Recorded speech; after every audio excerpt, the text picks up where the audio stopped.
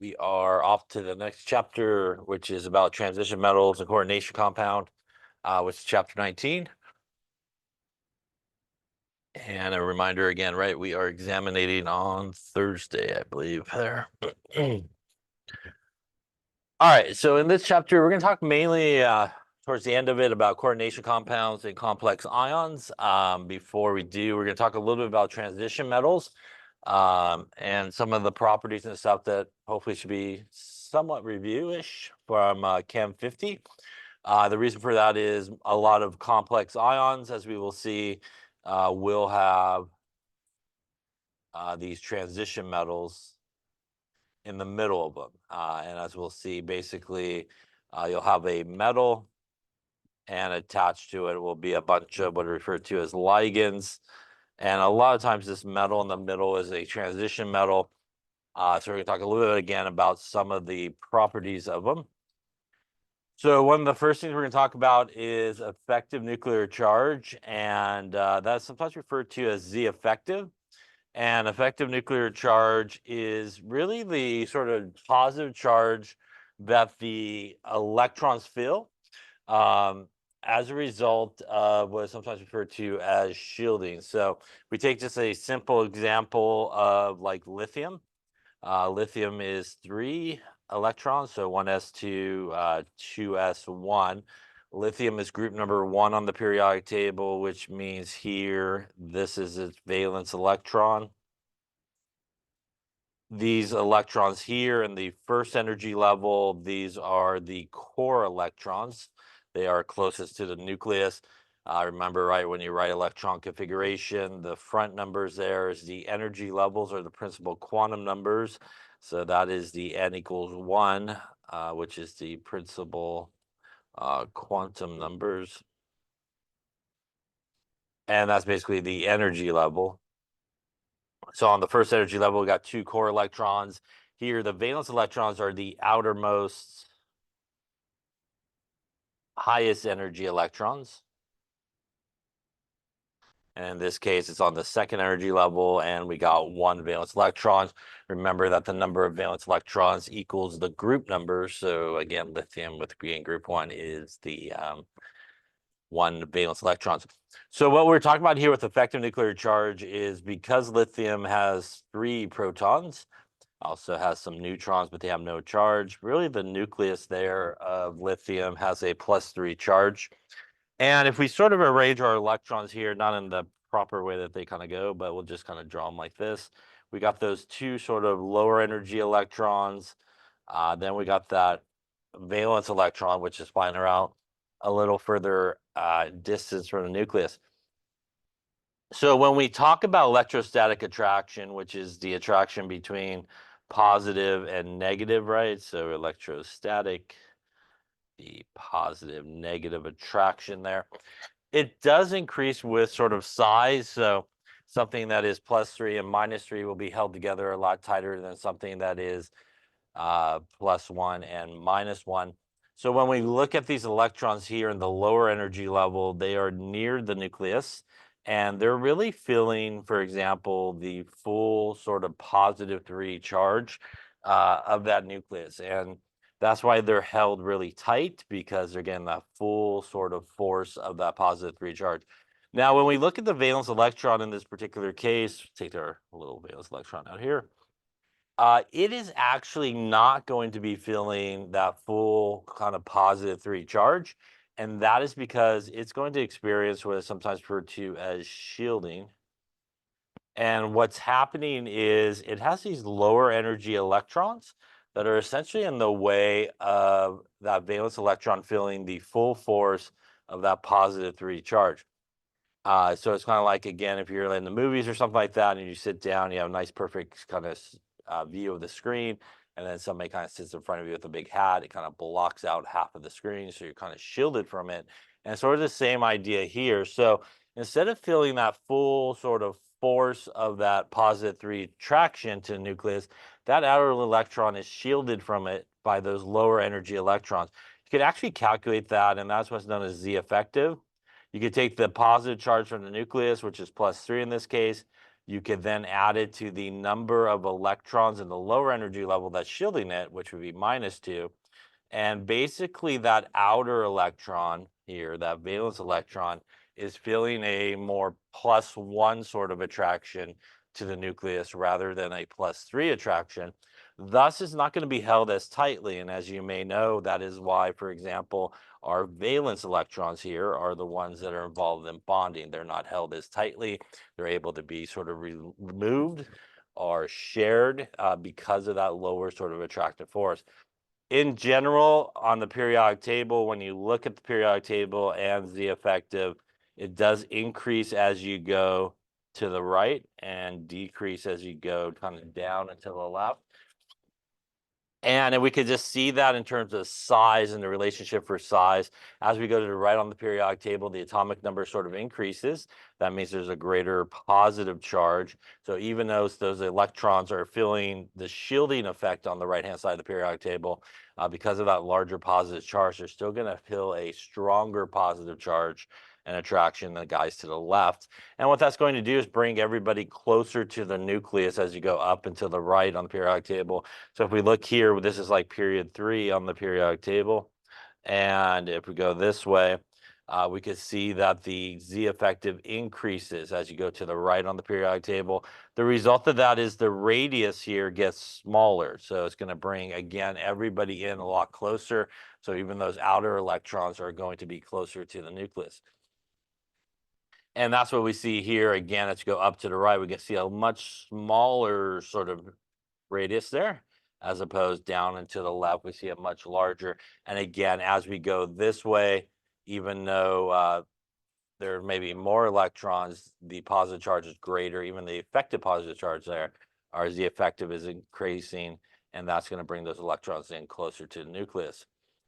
Now, a lot of what we're talking about in this chapter does involve transition metals, and hopefully you remember where transition metals are. They are here, right? 2 and group 3, basically.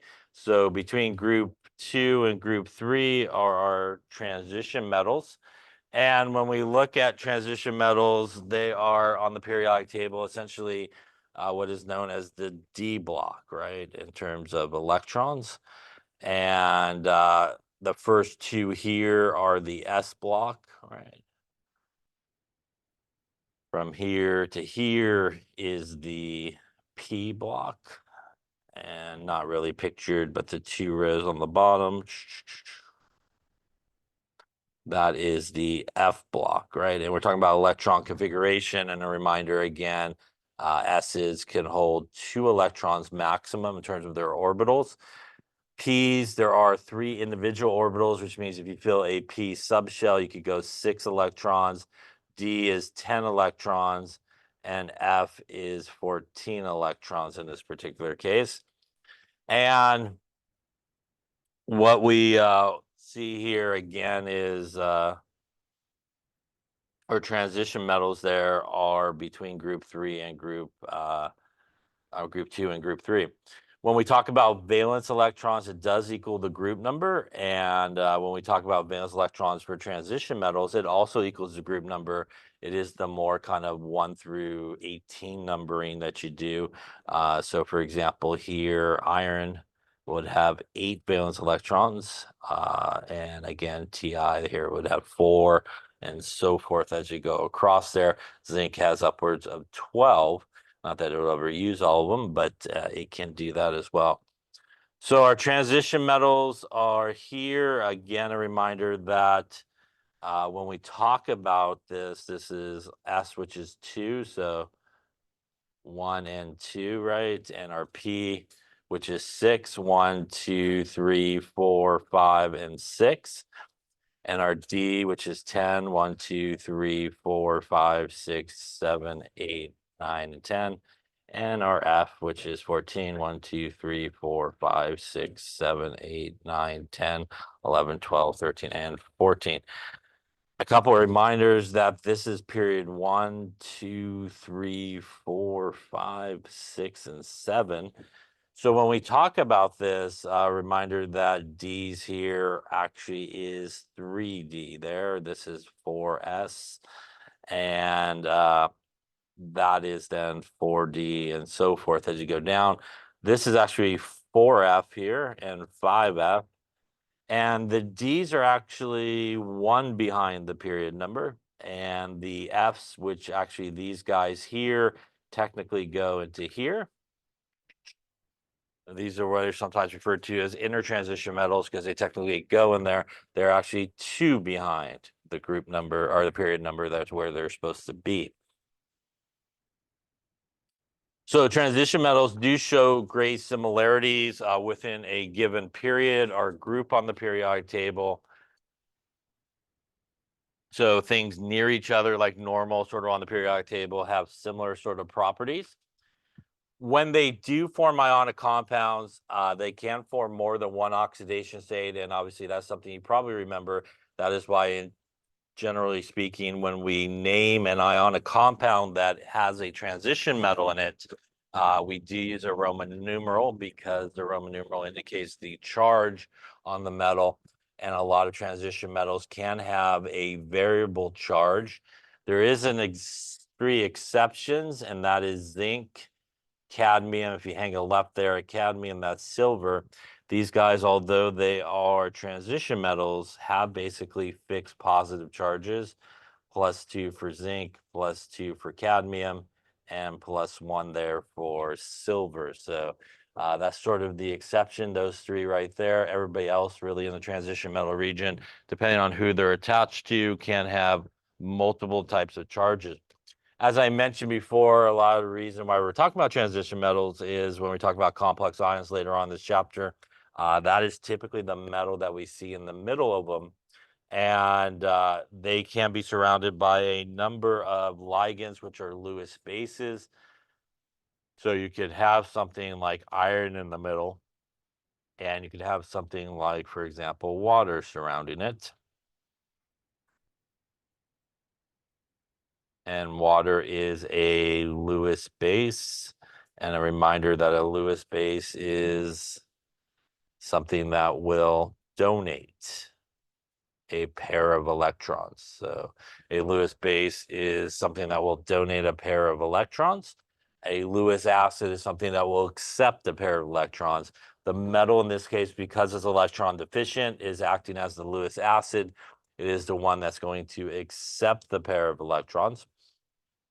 Water is a Lewis base because, frankly, it has non-bonding electrons and is polar, which allows them to basically be given away there to our really deficient iron in this case, because it has a +3 charge, is missing electrons.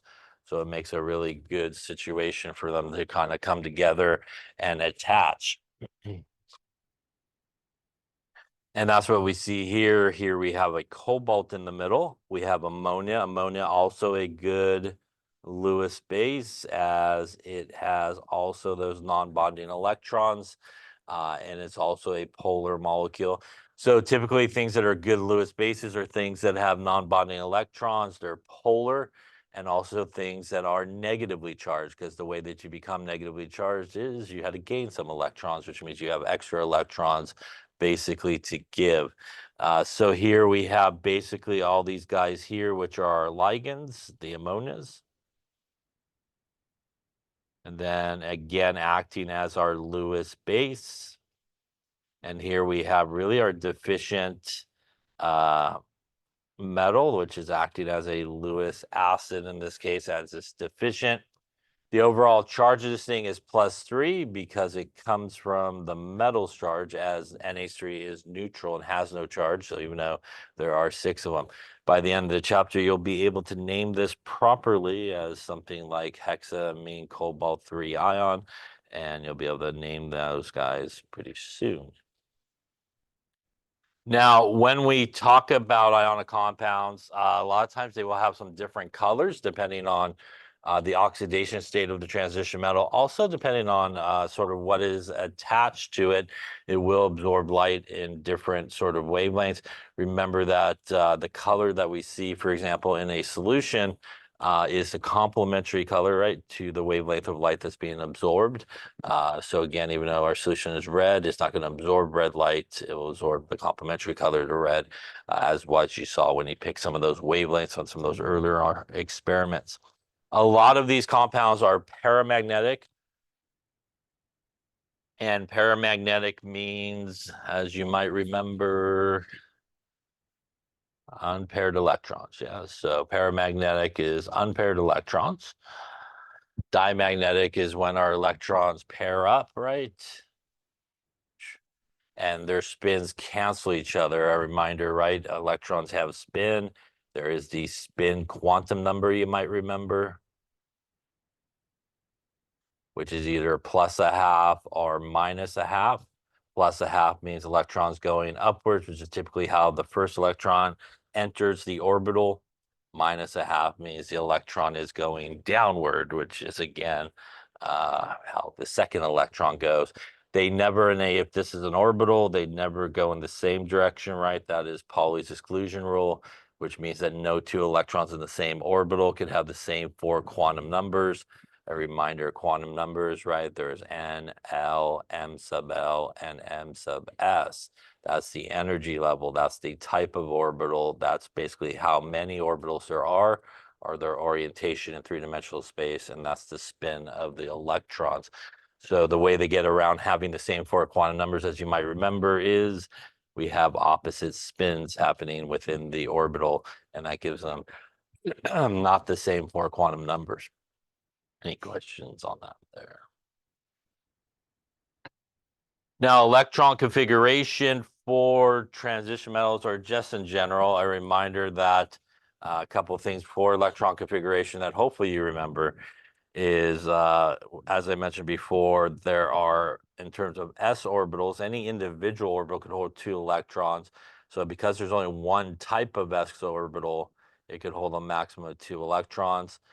There are, in terms of p orbitals, there are three types of p orbitals: px, py, and pz orbitals, and each one could hold two, which means if you filled what is sometimes referred to as the p subshell, or sub-level, you could put 6 electrons in there. D is 5 different types of them, and each one could hold 2, which means if you fill up the D subshell on any level, it's 10 electrons, and F is 7 different of them, and you could fill them up. The F subshell gets you 14 electrons. There is a specific order at which electrons go into the atom, and that's typically how you write your electron configuration. That is known as the filling order. And you may also remember that the S's start on the first energy level. The P's don't appear till the second energy level. The D's don't appear to the third energy level. And it's not until the fourth energy level that you actually see the F's basically appear. And if you remember that, you could remake for yourself perhaps something you've seen before, which is the order at which electrons go into the atom. 1s go down to the right a little bit, 2p down to the right a little bit, 3d down to the right a little bit, 4f. And you basically just fill in the numbers after that: 2s, 3s, 4s, 5s, 6s, and 7s, 2p, 3p, 4p, 5p, 6p, 7p, 3d, 4d, 5d, and 6d, and 5f. And this is the filling order that you could, again, make for yourself pretty easily by just remember 1, 2, 3, 4. And it always goes this way, as you might remember. I'm sure you've seen something like this. You always start up here, and then basically just keep zigzagging back and following the arrows. This gives you the proper filling order, and as you can see here, the main difference for people screw up most of the time, it then goes from 3p to 4s back to 3d. So remember that the 4s is actually lower in energy as the electrons are being filled into the atom, and they get the electrons first, and then they go into the 3d, and that follows as you go through there. That's what we saw earlier there with our periodic table, that the D's are actually 3d where it starts, even though it's on the fourth period, and you get those sort of S's before you get those Ds, as you saw here, right there. So again, we always go 4s into, again, 3D, and those S's always come before. Again, we start with our Ds, and then we also get our Fs that kind of fall in there as well as we get going. So again, if you went your sodium, which is right about there, it would be 1s2, 2s2, 2p6, 3s1. Again, sodium, which is 11 electrons. And you can also count on the periodic table. This would be 1s2 to here. Right here would be 2s2. Right here is 2p6 to the end. And right here, just in the first dot there, is 3s1. Again, you do need to be careful, because if you get down here, once again, you do have to be careful of what you're doing, because the S's do come before. So if you did iron, which is number 26, which is 26 electrons. Again, if you kind of did it there, you go 1s2, 2s2, 2p6, 3s2, 3p6. Again, we're now at 4s2, 3d6, as I try to squeeze it in there. And as you know, perhaps up to about here, if we count up our electrons, that is 2, 4, 10, 12, 18 electrons. 18 electrons is argon's configuration, so you could do a shorthand for argon's configuration and continue on for S2, 3d6 in this particular case. So again, if you were counting that off here on the periodic table, you got to make sure you do sort of the proper adjustment. Here again would be 1s2, 2s2, 2p6, 3s2, 3p6. Again, this is 4s2, but starting right here, that is the first D, which is actually 3d, 1, 2, 3, 4, 5, and 6. So you have to count it up sort of correctly there, and gets a little crazy when you get down into the F's as well. Now, when we look at electron configuration, as you may also be aware of and was told, there are some exceptions to electron configuration. Two major exceptions is chromium and copper, which is usually the two that most people are told they have to remember.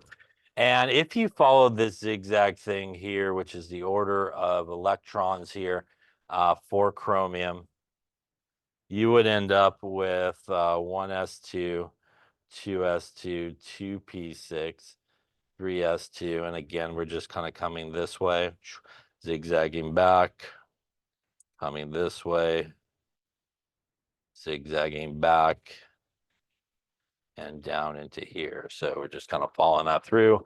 3s2, 3p6, 4s2, 3d4. And if you did copper the same way, 1s2, 2s2, 2p6, 3s2, 3p6, 4s2, and 3d9. And the exceptions for both chromium and copper actually occur here at the end, between the s and the d orbitals. And the reason for that is a couple of fold here. First off, as it gets filled, the D's are higher in energy than the S's. So again, as the electrons come in, they're going to come in like so, and then, start filling this guy. Now, because it's so close to each other, they're really, really close in energy. It doesn't take a lot for one of these electrons to sort of get promoted up to the d orbital. And the result of that is we get the correct configuration from chromium that's been found experimentally, that it's actually more stable with an extra electron up in the d orbital, one less electron here. So this one electron is going to basically jump up there. It's the same thing that happens with copper. We'll have one extra electron up into the d orbital than we have in the s orbital, and that's also going to fill up the d orbitals for copper in this particular case. Also, it's going to maximize in a lot of situations the parallel rule, which is Hund's rule, which states the most stable form for electrons or atoms is when they kind of maximize parallel spin. When you maximize parallel spin, everybody's heading in the same direction. That's parallel spin. Paired spin, right, is where they pair off, basically. So parallel spin is when they're all going in the same direction. That's also why, as you may remember, right, when you come to a subshell like a p subshell, that is why we actually put the electrons in one at a time going in the same direction. That maximizes the parallel spin before we come back and then pair them off. They, again, don't go in to the atom, two at a time or anything like that. Any questions on that there? Also, a reminder that you might have also saw that if you look on the periodic table, kind of, let's go back there. No, if you kind of go on the periodic table where chromium and copper is, and you kind of come down and then in, there's a lot more actual exceptions to electron configuration, very similar ones that you see in chromium and copper when you kind of go below those two on the periodic table. For example, PD that I kind of X'd out there. PD, for example, has actually no electrons in the S. They've all been promoted up to the D. So there's a lot of exceptions kind of below chromium and copper on the periodic table, which also makes sense as we talked about, since they are located in a similar location, they have similar sort of trends. So you see a lot of those similar type of exceptions that occur. Now, when we talk about electron configuration, it's really important to be able to write electron configuration for transition metals and also for transition metals when they have a charge. And that is typically what we see in complex ions, which is they are transition metals that have a charge so that they can be electron deficient and basically act as a Lewis acid. The result of that is a couple of things that occur, again, that you might remember, as we just talked about, when electrons go into the atom and they are filling, they do go into the S's and then into the P's, or into the D's. What happens once we start basically applying some electrons to the d orbitals is we get this switch that occurs in terms of the energy levels. And what ends up happening is after we start filling those d orbitals with electrons, the s electrons actually become higher in energy than the d's. And that's really important in terms of how transition metals lose electrons. And they lose electrons differently than, say, representative elements or metals. And that's because of the switch that occurs in energy. When a transition metal goes to lose an electron, what ends up happening is they always will lose their highest energy first. So those transition metals are going to actually give away the s electrons first. And then if necessary, and they need to give away more, they'll start sort of delving into the d orbitals that are available to them. So that's what we were talking about a second ago, that in terms of valence electrons, basically you got 3 to 12 sort of happening here in terms of transition metals. So they have a lot. Not that they will ever lose 12 electrons. You don't usually see a zinc with a plus 12 charge, but they have them sort of available to do so. And that's why they could also make a variable type of charge, is because they can delve into a lot more electrons if necessary to lose them than, say, a representative element. Also different than, say, a representative metal, which is, as you may know, something like sodium, which is 11. And we did it a second ago, 1s2, 2s2, 2p6, 3s1. Sodium, again, has its one valence electron. When sodium loses its electron and becomes sodium with a +1 charge, it ends up with an electron configuration that has 10 electrons, which is 1s2, 2s2, 2p6, or that is neon's configuration. and it is isoelectronic, which means it has the same electron configuration as neon, sodium with a +1 charge.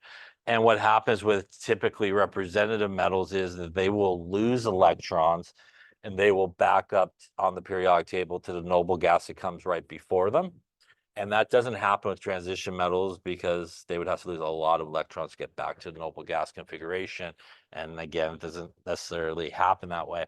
So when we look at something like Ti here, and again, using sort of our noble gas configuration here, what's going to happen when we have Ti with a +3 charge is it'll basically lost 3 electrons.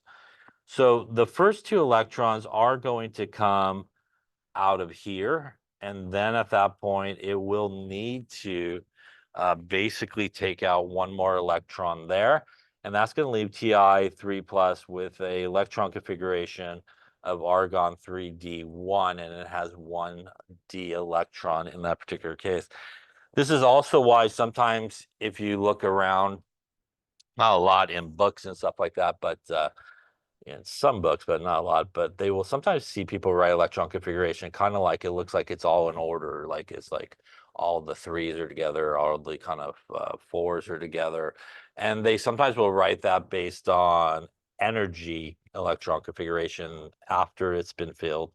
Most people, though, when they write electron configuration, write it based on filling order, which is that kind of zigzag fashion where the S's come before the D's. But sometimes if you see it written like that, it's more written term in energy where everything kind of comes together. So as we were talking about before, iron,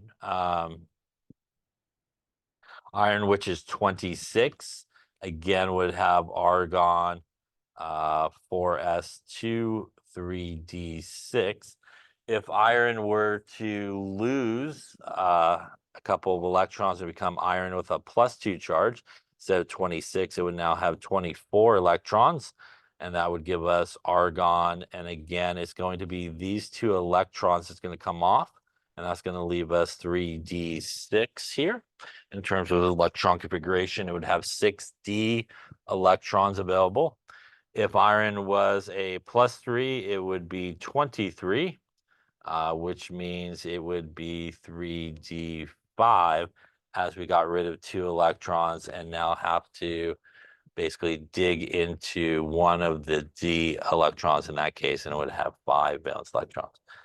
Any questions on that there? Like I said, there's going to be a part of this chapter where you need to figure out how many electrons a transition metal has when it has a charge. And that's really important. So why don't we do nickel with a +4 charge? Right, you write the electron configuration. Nickel is number 28 there on the periodic table.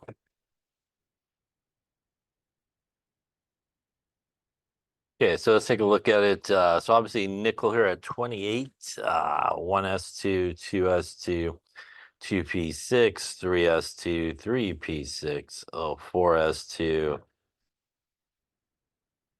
3d8 in this case.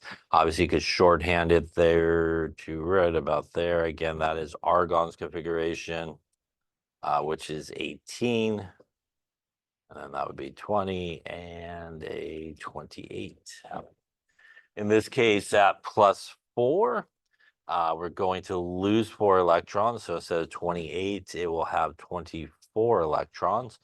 Once again, it is going to come out of here first, and that is only 2 electrons. Thus, we then would have to then delve into here, which is 2 more, and that would give us our argon 3d6 in this case. Questions on that? We're talking about transition metals and valence electrons. And again, if you look at nickel there, it's number 10 above it. And that is, it's 10 right there, the 2 and the 8. Again, if you looked at iron, it is group number 8 up there. When you look at where iron is, and that is 6 and 2 is 8 in this case in terms of valence electrons. So again, for our transition metals, it does equal sort of the group number, the more 1 through 18 numbering as you go through there.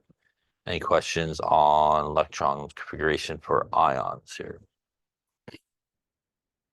All right, some other sort of things with transition metals. Oxidation states, as we talked about, again, oxidation states are not necessarily the charge something would have in an ionic compound, especially if it's sort of sharing electrons. And you can see here, in terms of oxidation states, it sort of increases as you go across, and this is the first row, basically transition metals, and then it kind of comes back down. Most of the time, though, oxidation states here for our transition metals are +2s and +3s, as we saw in that experiment, and then could have a multitude of oxidation states from +7 down to +2, and it kind of depends on the situation of what it's attached to and how many. For example, when we looked at MnO4 minus, the Mn here has a +7 charge as opposed to, say, MnO2 or something like that.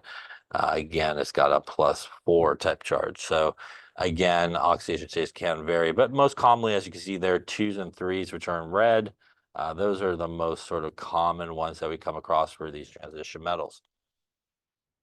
Now, one of the trends that allows something like a transition metal to lose electrons are the ability of something not to sort of lose electrons, in sort of the opposite sense, is ionization energy. And ionization energy is the energy required to remove an electron from the gas phase. Ionization energy, when somebody loses an electron, basically becomes positively charged. So we oftentimes think of ionization energy associated with cations, which are positively charged ions. And one thing that you may know is electrons do come off one at a time. They don't all just sort of drop off. So if you took something like magnesium, the first thing that would happen is magnesium would lose one electron, and that would be referred to as the first ionization energy, the energy to remove the first electron. Then what happens is once it's lost that first electron, it will then lose a second electron. And that's what's known as the second ionization energy. And then, for example, here, maybe it will lose a third electron, become a +3 charge, and that would be the third ionization energy. It does definitely get much harder every time you remove an electron to remove the next electron, because as hopefully you remember, when you form a cation, the overall size of the thing shrinks. And that's because you lost electron, which means the outer electrons are a little bit less now. And that also is going to bring everybody in a lot closer to the nucleus. And it's going to be closer to that positive charge, which means it gets much harder to remove the next electron. And again, once you remove the next electron, everybody comes in closer to each other. Again, progressively getting held tighter and tighter as you lose electrons. And that, for example, is what we see here. Magnesium 735 for the first one, 1400 for the second one. So much harder to remove those electrons. The general trend of ionization energy on the periodic table is, for the first ionization energy, is it increases as you go up and to the right and decreases as you go down and to the left. So when we talk about magnesium, like I said, the first one is 735, the second one is 1400. And then if you want to remove the third one, we've now jumped almost fivefold in terms of energy required to do that. It takes a lot of energy to do that. And that's because if we look at the electron configuration for magnesium, which is 12, 1s2, 2s2, 2p6, 3s2, magnesium has 2 valence electrons, basically. And once you get rid of the second valence electron, you're now into the core electrons, which are originally close to the nucleus, are now even closer because everything gets squished together as you start losing electrons and held a lot tighter. Energy-wise, not efficiently going to happen, and that is why, right, when we think about magnesium, we think of it as having a fixed +2 charge, And that's because it's able to lose those valence electrons. And in general, as you're able to lose those valence electrons and you get into the core electrons, it usually does not happen very much. And you can even see that, for example, aluminum. When we think of aluminum, it's a +3 charge, and that's because it has 3 valence electrons. The first one, 580, second one, 1800, next one, 2700. And then if you wanted to kind of lose a 4th electron, you're jumping up to 11,000 or so kilojoules of energy, and that is not basically energy efficient for that to occur. And that's why something like aluminum sticks at like just the 3 valence electrons. Also, when we get to our non-metal region, we have super high starting values here, and that's why they typically do not lose electrons. Our non-metals, and it's really our metals that like to lose these electrons. Here are some of the properties that you probably are familiar with. Again, we see atomic number, which is the number of protons, increases as we go to the right on the periodic table. We see a decrease in size for that effective nuclear charge, as we were talking about. We also see first, second, and third ionization energy increases, and also increases in general as you go to the right. Common oxidation states there, +2s and +3s. And we also see a little bit of an increase in density as you go to the right on the periodic table. Again, we have a much larger mass as it has more protons and neutrons as you go that way. Here is our comparison of our third ionization energy to our first. So basically our first electron removed to our third. And you can see much higher in energy for all that to happen. And if we throw our second one in there again, you can see the trend is it increases as you go from first energy level electron to the second to the third. Electron affinity is another sort of thing that we look at, and electron affinity is actually the energy change that occurs when an atom gains an electron. So when somebody gains an electron to become negatively charged, so we oftentimes think of electron affinity associated with anion formation, which again are negatively charged ions. It is actually the energy change when somebody gains an electron. And if you just think about the word affinity, if you have an affinity for something, you usually like something. So if you have a high electron affinity, that means you usually like to gain electrons. And on the periodic table, we see the trend increase as we go to the right, decrease as we go down to the left. It is not a perfect trend, as we can see in group 7, which is what we're looking at here in this table. And in group 7, what we see is it does increase as you go up, but it does come back down a little bit towards the top. But the general trend is increase as you go up and right. Electron affinity, as you hopefully also remember, is different than electronegativity. Yeah. So electronegativity is different than electron affinity. Electronegativity is the ability of an atom to bring electrons towards itself. It basically can attract electrons towards itself. And when we talk about electronegativity, it increases as you go up and to the right and decreases as you go down to the left. As you hopefully remember, it is our friend fluorine that is the most electronegative element you could have. You also might remember using electronegativity and calculating the difference in electronegativity values. And these are values that go from 0 to 4, the Pauling scale of electronegativity. 4 is the most electronegative, and 0 is not so much, right? In this case, you can basically take the difference between the two elements within a bond, and it can help determine whether it is polar, nonpolar, or ionic. By a difference of 0 to 0.4, it's nonpolar, and that basically means that the electrons would be shared equally. If it's above 0.4 to below 2, it's going to be a polar bond, which means the electrons would be shared unequally. And if it's above 2, typically it's ionic. So again, we could use electronegativity to help us determine those type of things, but it is sort of different than electron affinity. They have a similar trend because if you think about it, if somebody's good at bringing electrons towards themselves, they probably are pretty good at accepting electrons, right, and gaining electrons. So the trends do match up in terms of that as well.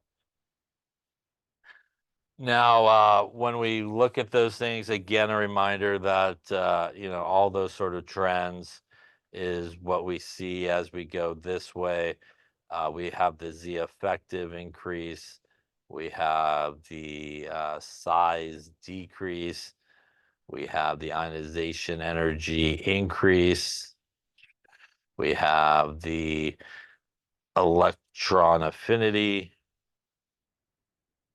increase, and we have electronegativity increase as well, and obviously decrease going on the opposite way, except for everything but size, which increases.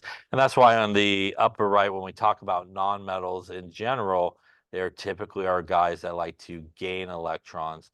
And when we talk about metals, which is to the left of the periodic table, they are typically are guys that like to lose electrons. And because the metals, again, have a lot of those periodic trends, it allows them to lose electrons and become electron deficient, which makes them pretty good Lewis acids in this case. And also a lot of nonmetals can gain electrons. A lot of nonmetals can be good Lewis bases as well, like if you had the chloride ion. It is a good Lewis base, and it's also a nonmetal because it's gained some electrons, so it has those to give. This is the reducing abilities of our first row transition metals.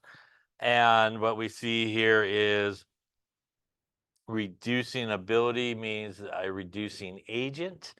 And the things that get reduced means that this guy is going to be a really good guy that gets oxidized in this case. And this guy would be more likely to be reduced in this case itself, as opposed to being a better reducing agent and oxidizing agent on this end.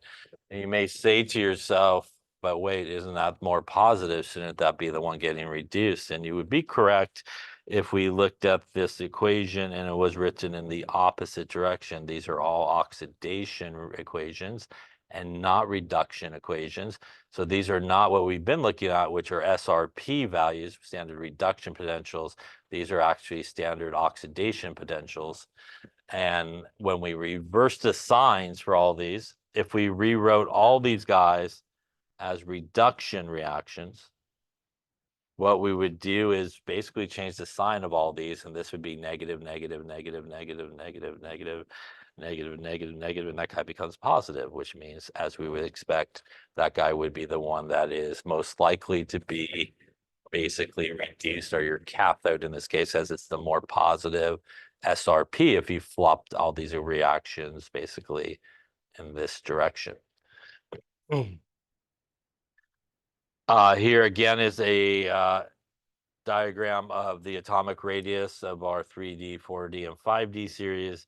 And again, we could kind of see as we go down on the periodic table in terms of our periods, we will start to see their atomic sizes start to increase as well.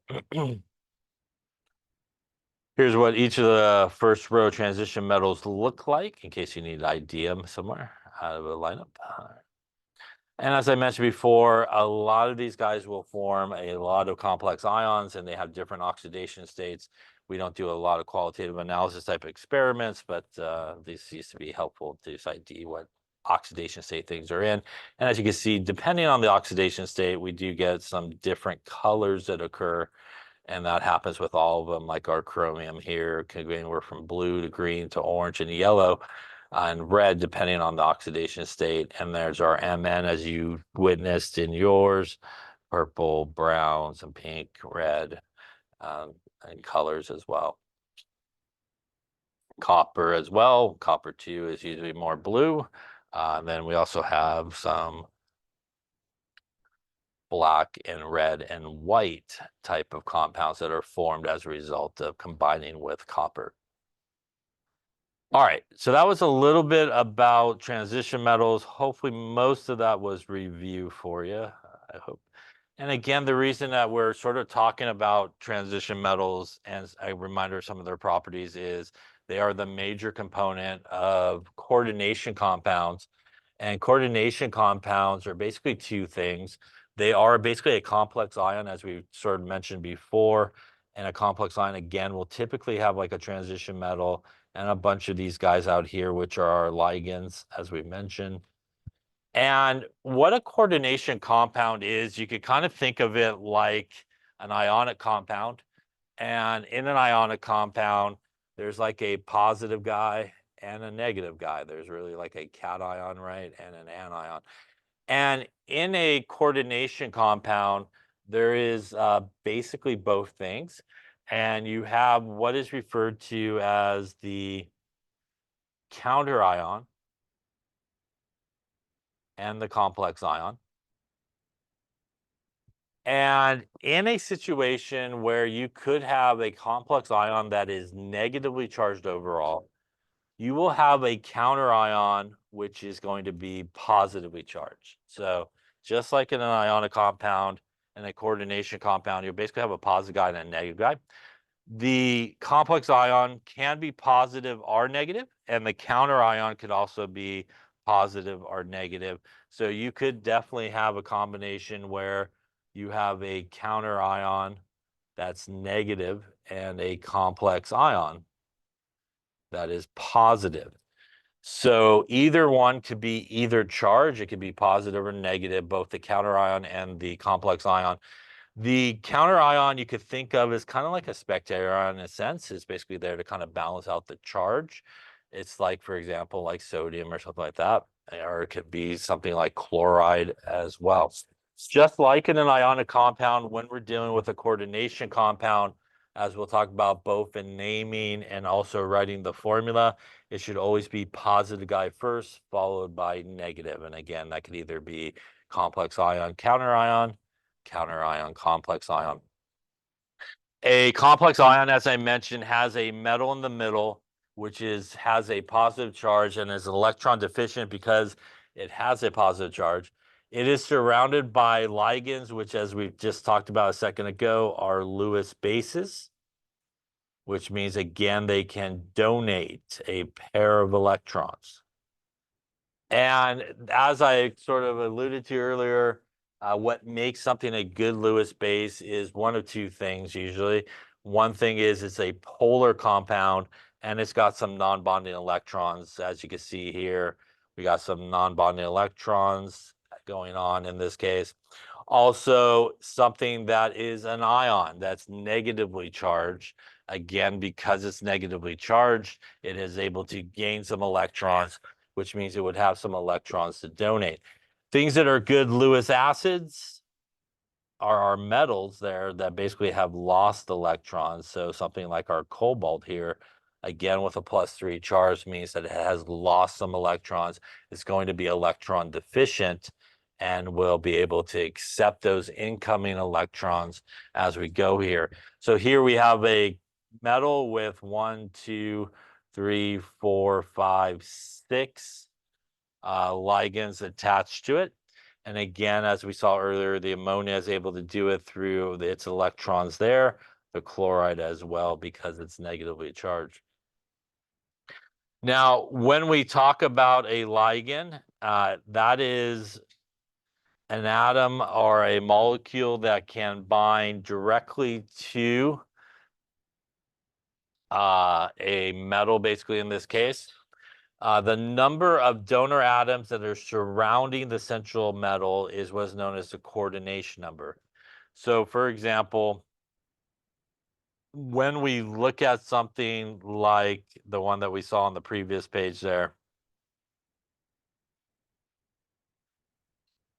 each of these guys here, the ammonia, could only bond basically in one spot through the nitrogen. The chloride here, it's obviously just one thing, can only bond basically in one spot.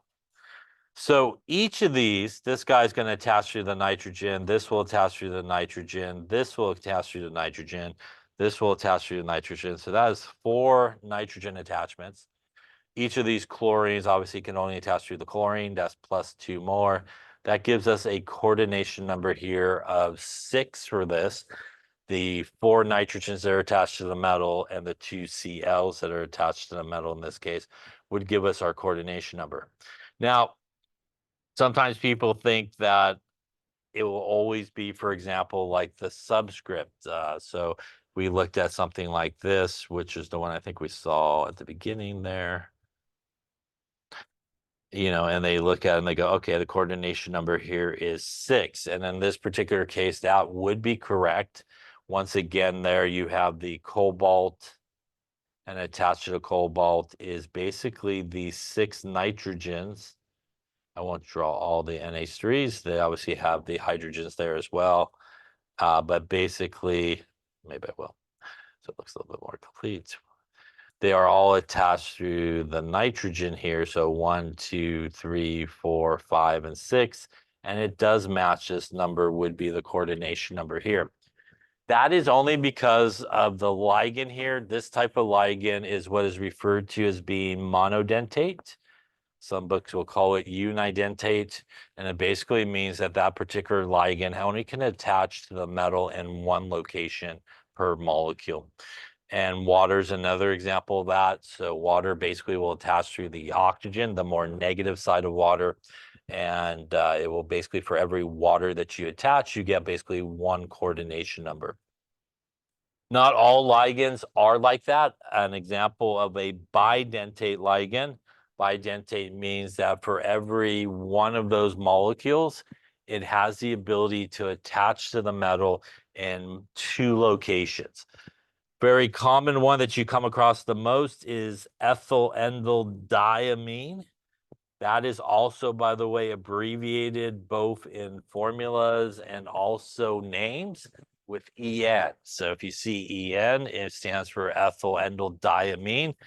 Ethylenediamine, if you drew it, looks something like this, I think. You can give it the old college try here. It's a little organic-y here. There we go. We'll do a little bit of that. So it looks something like this. That's ethylenediamine. And basically, if you had a metal, this one molecule of the ethylenediamine is able to attach through the nitrogens here, both nitrogens. And that basically gives it a 2-for-1 in terms of the coordination number here. So if you had 2 of these, so if you had something like we'll just do a cobalt and En2, do like a +3. The coordination number here for this guy would actually be 4. And that's because we would have another, I'll just draw it down here, one of these guys. And if that metal was our cobalt here, it would attach in 1, 2, 3, and 4 places. And that would give us a coordination number of 4, which again is different than the subscript. So again, sometimes people think the subscript that you see in the formula will always be the coordination number. It is if it's monodentate, but if it is bidentate or polydentate, it will not be that number. There's actually ones that combine in 3 or more places, which are referred to as polydentate. That is EDTA. That is a guy that can bind in like upwards of like 6 places per molecule. So it can bind in a lot of different places. I would say EN is a very common bidentate. Another very common bidentate is oxalate. That is bidentate as well. Oxalate looks like this if you drew it.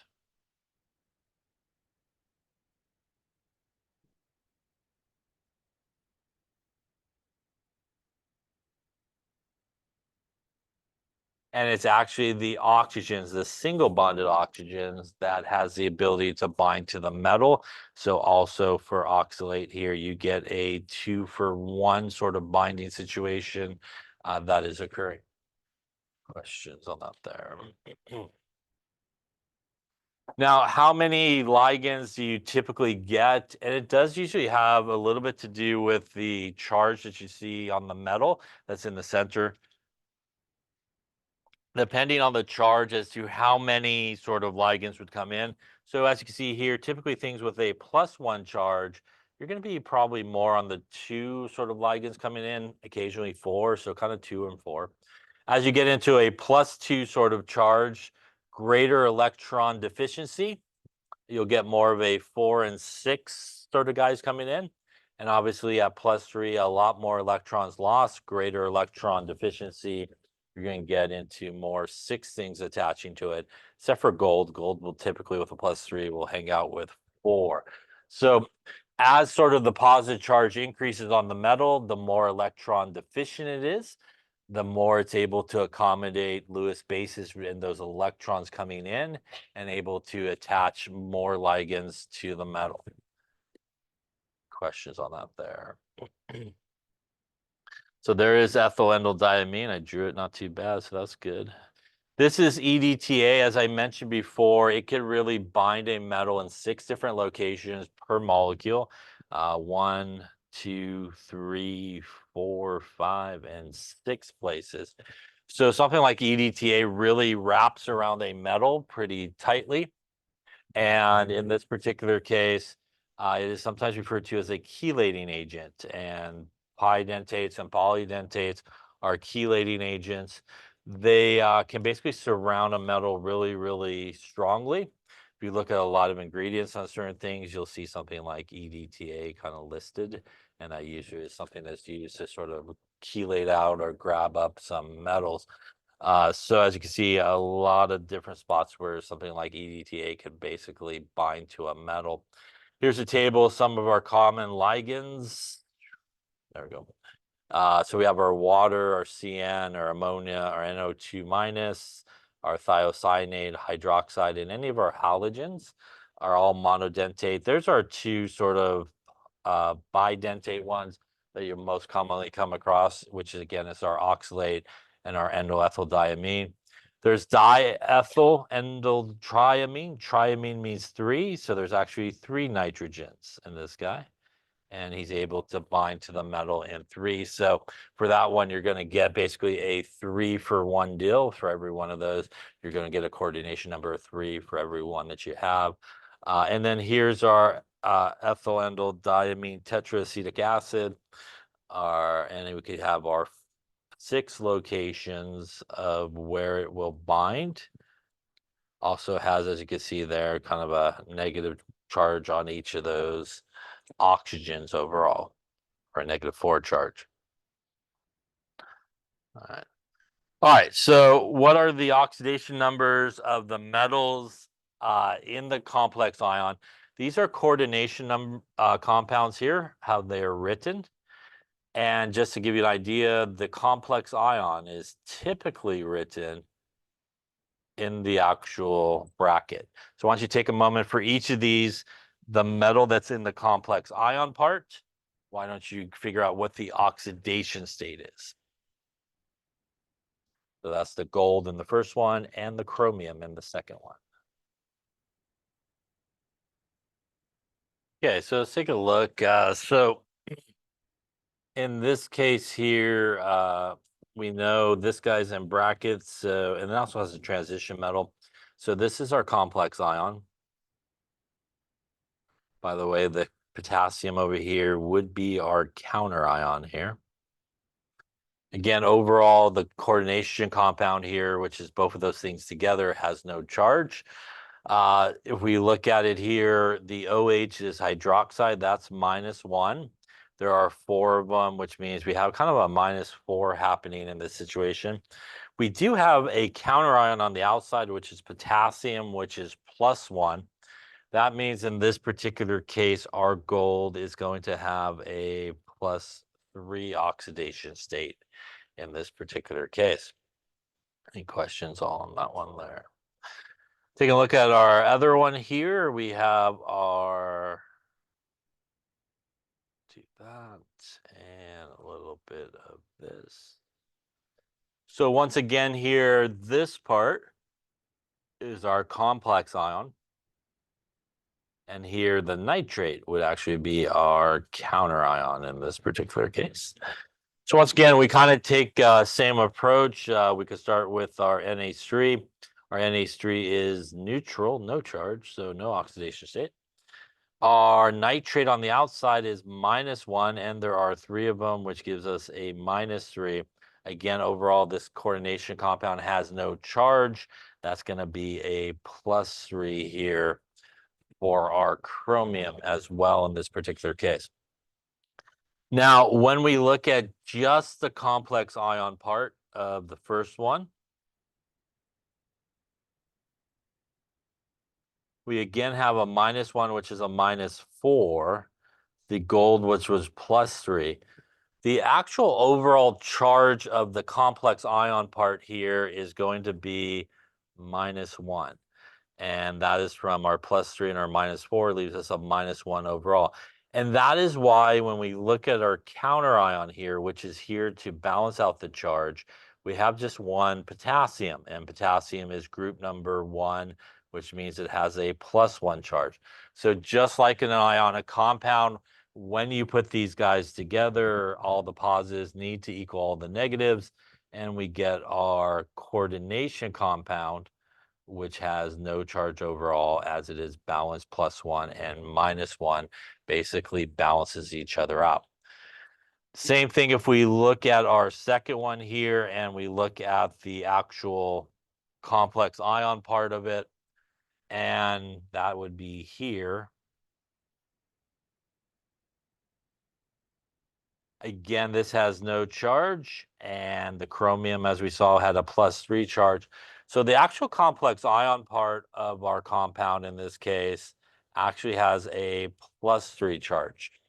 And in this case, the nitrate, which is our counter ion, as we hopefully know, nitrate is -1, right? And that is why we don't need 1 nitrate, we don't need 2 nitrates, but we actually need 3 nitrates there to balance it out. That gives us a -3 overall to balance out the +3 from our complex ion. And again, putting those guys together is how we get to our coordination compound. That looks something like this, where we need, again, 3 of these counter ions to balance out the complex ion. So again, this illustrates what we were talking about earlier.